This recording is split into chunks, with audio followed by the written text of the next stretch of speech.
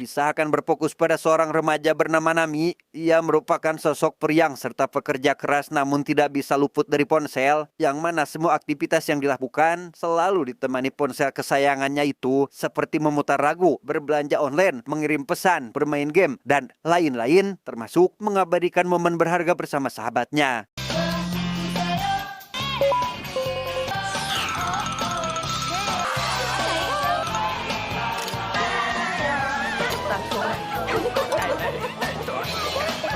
Layaknya remaja konvensional pada umumnya, Nami yang terkadang pulang larut malam menjadikannya kelelahan bahkan tertidur di dalam bus. Ia yang tidak menyadari ponsel miliknya jatuh, lantas keluar tanpa sedikit pun menghiraukannya, di mana ponsel itu akhirnya diambil oleh penumpang lain yang kebetulan melihatnya. 잠시만요. 잠시만요.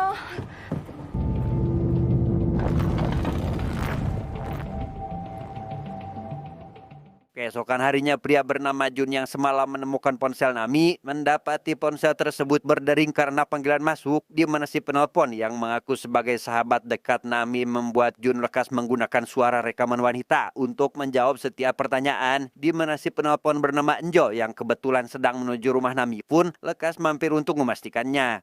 그거 제 친구 핸드폰인데요. 혹시 친구랑 연락되셨어요? 잠시만요. 그러면 제가 Sesampainya di sana, Enjo yang tidak menemukan Nami di ruang manapun seketika dibuat khawatir saat melihat kaki menjulur di bawah kasur yang ada di luar ruangan. Ia perlahan mendekati kasur tersebut untuk memastikannya, yang ternyata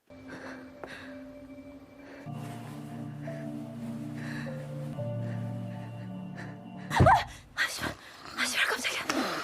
dari sinilah Nami yang baru menyadari ponselnya telah hilang, lekas menggunakan ponsel Enjo untuk menghubungi si penemu. Ia ingin bertemu dengan sosok itu secara langsung di sebuah kafe terdekat milik ayahnya, yang mana setelah panggilan ditutup, Jun yang penasaran mengenai Nami lekas mencari informasi lewat media sosial, termasuk mencatat semua hal yang diyakini menjadi rutinitas kesehariannya. Entah siapa sebenarnya Jun ini, ia yang juga berusaha membobol password ponsel, sangat dibuat kesal karena tak kunjung berhasil dan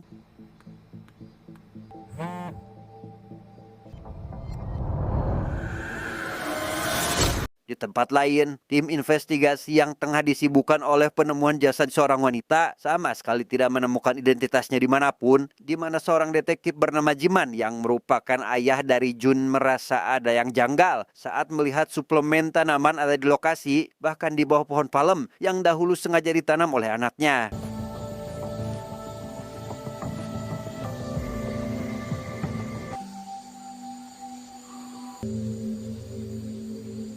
Sesampainya di kantor, Jiman menceritakan hal itu kepada rekannya yang bernama Jong Ho, sehingga membuat si Jong Ho ini curiga Jun besar kemungkinan ada kaitannya dalam kasus ini, di mana Jiman selaku ayah yang mengenal dekat anaknya menjelaskan jika Jun adalah sosok penakut yang tidak memiliki banyak teman. Ia merasa yakin 100% jika putranya sama sekali tidak akan berani melakukan hal semacam ini. 뭐하게?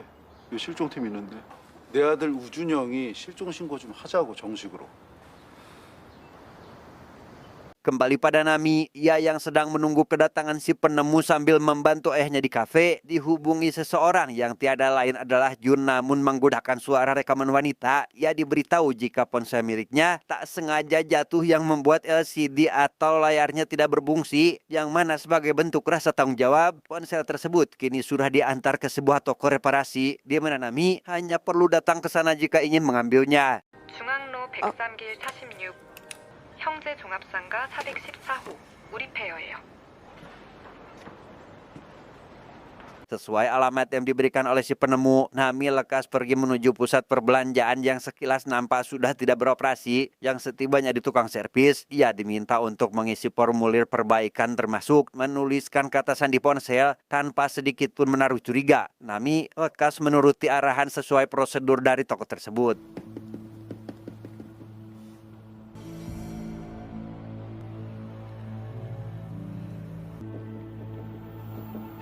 Alhasil, Jun selaku orang yang merusak dan hendak memperbaiki ponsel Nami kini menanamkan program spyware untuk mengkloning data tanpa sepengetahuan pengguna, di mana ponsel tersebut dihubungkan dengan ponsel miliknya sendiri supaya bisa mengetahui apa saja yang Nami lakukan dengan ponselnya. Dan sejak saat itulah, Jun mulai mencatat semua kebiasaan Nami termasuk mengetahui alamat rumah dan tempat kerjanya. 그 사진 보면서 다음부터 좀 조심하시라고. 죄송합니다. 근데 조금밖에 없다고 올해는 안 파는데 그래도 너 줄 건 있으니까 걱정 마샹. Dari sinilah terungkap sebuah fakta di mana Jun adalah psikopat yang telah menghabisi nyawa wanita yang ditemukan polisi beberapa hari lalu. Hal itu terbukti dari wallpaper laptop miliknya yang memperlihatkan gambar kondisi korban yang terikat sama persis seperti saat baru ditemukan, sehingga Nami dapat disimpulkan akan menjadi calon korban berikutnya.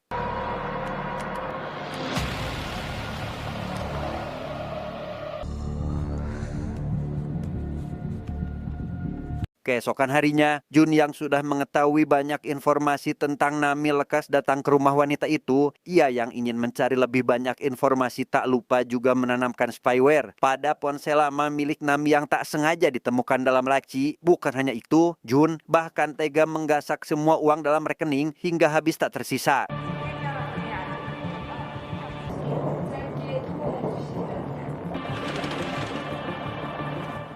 Detektif Jiman yang penasaran terkait ada atau tidaknya keterkaitan Jun dalam kasus penemuan jasad si wanita, lekas menemui mantan istrinya untuk menanyakan keberadaan Jun saat ini. Karena setelah mereka bercerai dahulu, Jun memilih tinggal bersama ibunya meski pada akhirnya memilih tinggal seorang diri.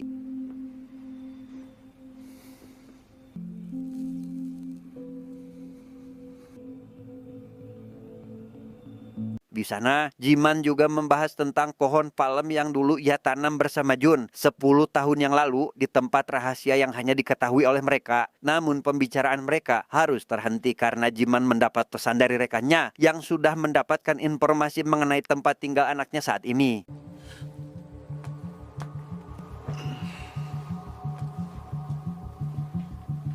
Sesampainya di sana, detektif Jung Ho memberitahu jika Jun telah menggunakan nomor ponsel yang terdaftar atas nama wanita, dan yang lebih anehnya lagi adalah wanita tersebut diketahui sama sekali tidak pernah menggunakan ponsel, sehingga Jiman yang tak ingin diselimuti oleh rasa penasaran memutuskan masuk ke rumah anaknya untuk mencari jawaban atas semua ini.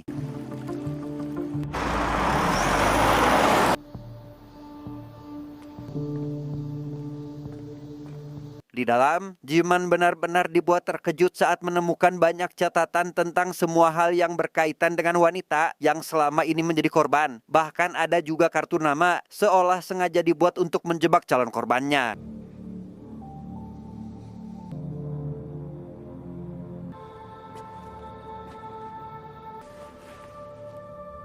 Saat tengah menggeledah catatan itulah, Jiman mendapat sebuah pesan singkat dari seseorang yang bahkan mengirimkan foto dirinya yang sedang berada di tempat itu. Menyadari anaknya sedang berada di area ini, ia pun lantas keluar untuk mencari keberadaannya.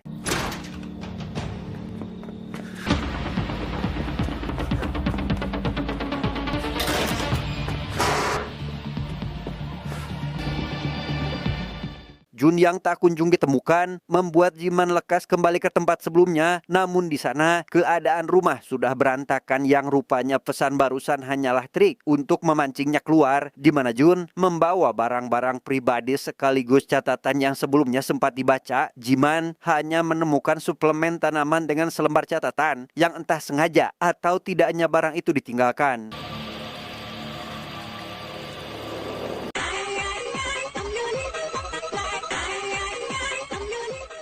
Singkat cerita, Jun sengaja mendatangi kafe milik ayah Nami dan memesan minuman yang sudah tidak ada di dalam daftar menu. Hal itu tentu membuat ayah Nami merasa keheranan, karena biasanya minuman tersebut hanya dipesan oleh pelanggan tetap, sedangkan Jun sama sekali tidak dikenal dan dianggap baru pertama kali datang ke tempat tersebut. 드시고 가실 거예요? 가지고 갈게요.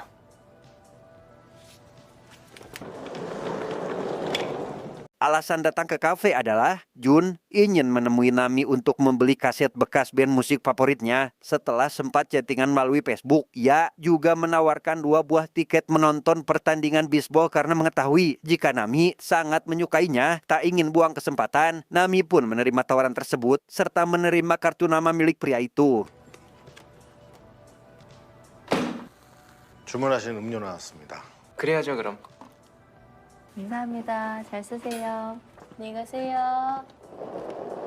Ayah Nami yang merasa curiga terhadap gelagat Jun memperingatkan putrinya agar tidak gampang percaya terhadap orang yang baru dikenal. Terlebih lagi, apa yang terjadi di kafe barusan seolah bukan kebetulan. Namun peringatan dari ayahnya sama sekali tidak digubris oleh Nami dan justru malah membenci sikap beliau yang selalu khawatiran. 아빠 이렇게 감시하고 집착하는 거 그게 더 이상해. 알아? 조심히 가. 아빠. Cekcok tersebut Nami ceritakan pada Enjo yang kebetulan akan menginap di rumahnya. Namun tanggapan sahabatnya ini lebih mendukung ke arah ayah Nami karena menurutnya sudah menjadi sesuatu hal yang wajar jika orang tua merasa khawatir. Sehingga tanpa membahas masalah lebih lanjut, Nami pun mengalihkan pembicaraan membahas terkait Jun yang perlahan mulai menarik perhatiannya. 누구야? 뭐야? 어떻게 생겼어? 근데 머리 자르고 안경 벗으면 좀 괜찮을 것 같기도 하고. 마음에 드나 보네. Di sisi lain, Jiman yang mendatangi lokasi sesuai alamat yang tertera dalam catatan Jun bertemu dengan seorang wanita parubaya. Beliau rupanya adalah ibu kandung si wanita yang ditemukan tewas dan kasusnya kebetulan sedang diselidiki. Sama seperti apa yang dialami Nami saat ini, si korban sebelumnya juga sempat kehilangan ponsel dan diminta datang ke tempat reparasi untuk memperbaikinya. Sehingga Jiman langsung menanyakan lokasi tempat reparasi tersebut. 자기가 그 깨트렸다고 수리점에 맡겼다는 거야. 어디입니까? Di waktu yang sama, ayah Nami mendapat pesan singkat dari putrinya yang ingin meminta maaf atas sikapnya yang sulit dinasihati. Dan setelah keduanya saling memaafkan satu sama lain, Nami seketika mengirimkan file aplikasi yang katanya untuk mengawasi keberadaannya, tanpa sadar jika pengirim pesan tersebut bukan Nami melainkan Jun.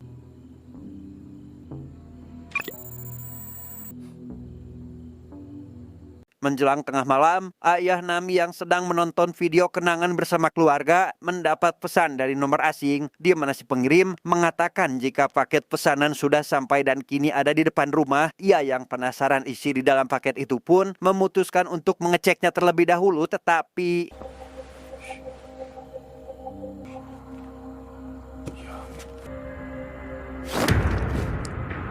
sementara itu, Nami yang melihat akun Instagram seketika dibuat terharu saat mendapati ayahnya baru saja memfollow tanpa mengetahui jika ponsel si ayah saat ini sedang dibajak. Hingga di keesokan harinya, ia yang terbangun jam 11 siang karena alarm tidak berbunyi lantas gurung-gusuh untuk segera pergi bekerja. Yang mana dalam perjalanan, Nami mulai menyadari keanehan di mana akun Instagramnya telah mengunggah foto dengan caption menjelek-jelekan nama perusahaan.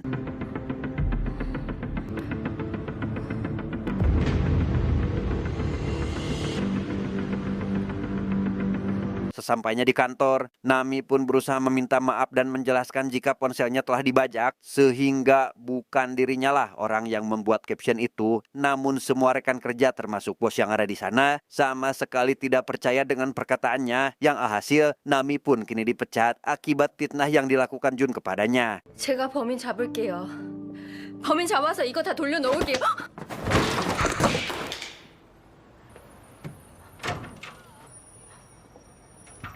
Dengan ditemani Enjo sahabatnya, Nami lantas melaporkan kejadian tersebut pada pihak kepolisian. Namun bukannya mendapat tanggapan positif seperti yang diharapkan, birokrasi di kepolisian justru malah membuatnya kerepotan sehingga mereka memutuskan pergi untuk menyelidiki kasus ini.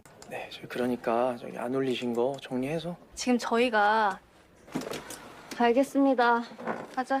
Karena temannya yang ahli IT sedang berada di luar kota, Nami lekas menghubungi Jun untuk meminta bantuan. Di mana hal itu tentu saja sudah direncanakan oleh pria tersebut. Sedangkan ayah Nami yang baru tersadar dari pingsannya tidak dapat berbuat apa-apa untuk memperingatkan putrinya. Ia secara terang-terangan diberitahu oleh Jun jika Nami adalah targetnya yang akan dihabisi. 말도 안 되는 생각하지 마.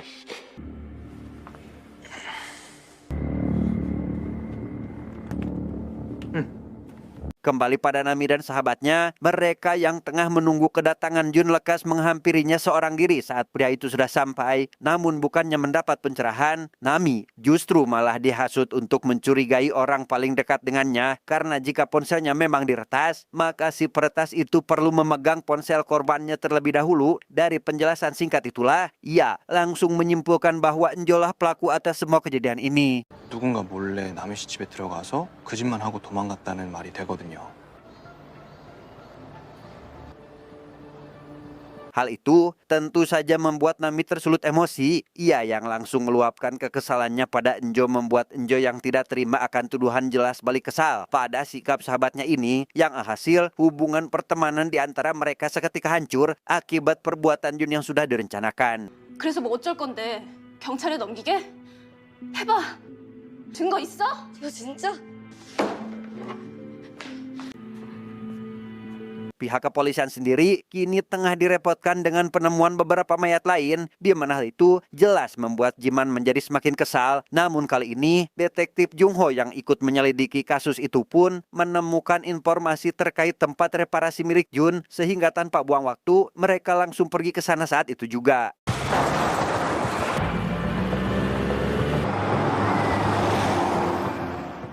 Setibanya di tempat itu, Jiman bersama rekannya yang langsung mengecek tempat itu hanya mendapati kertas yang berserakan, dan itu merupakan formulir para korban yang sempat memperbaiki ponselnya di tempat ini, termasuk Nami yang saat ini dijadikan target selanjutnya. 한 명 더 있어. 이남이? 분명히 뭔가 흘렸을 거야. 이 사람 정보는 여기 없다고. 준영이 지금 시간 끄는 거야, 형. Di waktu yang sama, Nami yang mengalami masalah pada ponselnya berspekulasi jika si peretaslah orang yang memperbaiki ponselnya waktu itu, sehingga ia lekas kembali ke tempat reparasi tersebut, namun kali ini ditemani oleh 2 orang polisi hingga secara kebetulan bertemu dengan detektif tersebut. 여기 어디 고척지구대에서 오셨나? 포천에서 여기까지 무슨 일이니까? 이 비밀 수사라 말하기가 좀 그런데. Saat Nami menceritakan masalahnya, ia dibuat sedikit terkejut karena detektif Jiman dapat menebak skema alur ceritanya, dan dari sinilah Nami akhirnya sadar jika Jun, si penemu ponsel, dan teknis yang memperbaikinya tiada lain adalah orang yang sama. 안녕하세요. 저 뭐 좀 여쭤보려고요. 거기 오준영이라는 직원 있나요? 없어요? Menyadari dirinya sedang dipermainkan, Nami pun memutuskan bekerja sama dengan kedua detektif itu, yang mana di sini Nami sama sekali tidak diberitahu oleh detektif Jiman tentang siapa sosok Jun yang sebenarnya, karena sosok pembunuh berantai yang akan menjadi incaran merupakan anak kandungnya sendiri. 제가 지금 어떤 일 겪고 있는지 아세요? 주변 사람들한테 미친년 됐고요. 도와준다고 믿은 새끼는... Beruntung, saat Nami dan detektif Jiman tengah menyusun rencana, kondisi ponselnya yang diretas sedang mati karena kehabisan daya, sehingga dapat dipastikan Jun tidak dapat mendengar percakapan mereka. Nami berencana akan mengundang Jun supaya datang ke rumah dengan alasan meminta pertolongan untuk memperbaiki laptopnya yang rusak.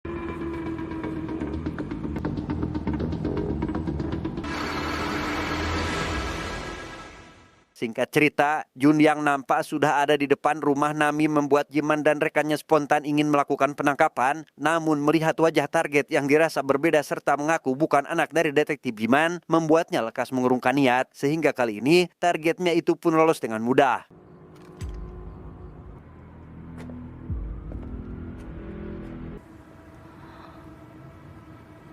Di tengah kekesalannya itu, detektif Jiman malah mendapat panggilan dari atasan yang memintanya agar segera datang ke kantor, sehingga ia pun memutuskan untuk mengantar Nami lebih dulu ke rumah ayahnya dengan harapan Nami tidak sendirian saat tidak ada polisi yang menjaganya.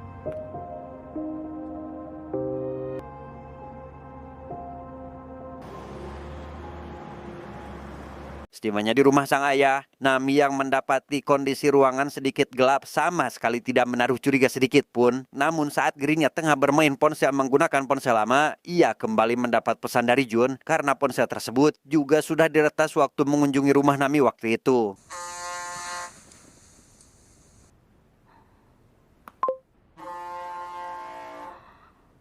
Bukan Bukan hanya itu, Nami juga dikirim rekaman suara perseteruan antara ia dengan ayahnya sewaktu di dalam mobil. Ia yang menyadari jika ayahnya telah ikut dilibatkan semakin dibuat hariwang. Saat mendapati beliau tidak ada di dalam kamar, dalam kepanikan itu, ia pun memutuskan untuk mencari keberadaannya, tetapi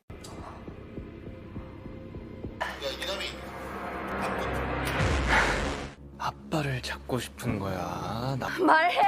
자, dan sungguh alangkah sakit hatinya Nami saat menemukan ayahnya sudah tak sadarkan diri terikat dalam bak mandi dan di bawah ancaman Jun. Nami yang tak bisa memberikan perlawanan tidak memiliki pilihan kecuali menuruti perintah dari pria itu sehingga 이제 뒤돌아서. 에휴.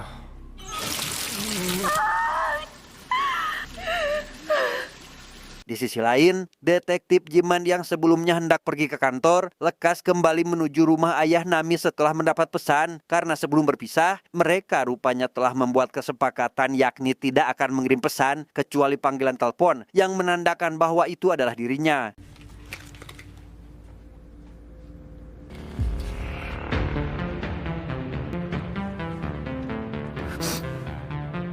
Sesampainya di sana, kehadiran Jiman yang disadari oleh Jun membuat ucing sumput terjadi di antara mereka. Namun saat detektif Jung Ho dalam bahaya, Jiman tepat waktu menolong dengan cara menodong senjata. Ia bisa dengan mudah melakukan penangkapan tanpa sedikit pun mendapat perlawanan.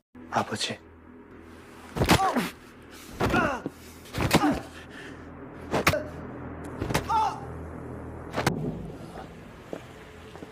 Dari sinilah terungkap sebuah fakta menarik di mana Jiman yang meragukan Jun sebagai anak kandungnya. Ia menemukan catatan berisi bukti jika putranya yang asli sudah mati tepat 1 tahun yang lalu karena menjadi korban, di mana wajah anaknya digunakan sebagai penampilan baru untuk menghabisi nyawa para korban berikutnya.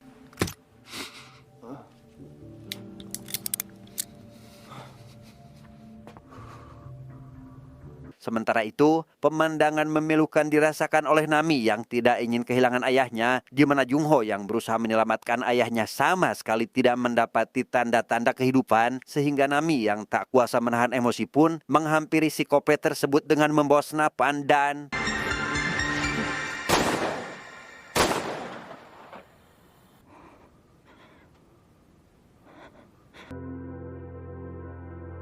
Nami yang sebelumnya mengira ayahnya sudah tewas, beliau ternyata alhamdulillah masih terselamatkan membuatnya terharu dan lekas segera memeluk sang ayah, di mana berita terkait Jun yang berhasil ditangkap jelas mengundang perhatian dari banyak orang. Namun pria itu kini tengah mendapat perawatan di rumah sakit.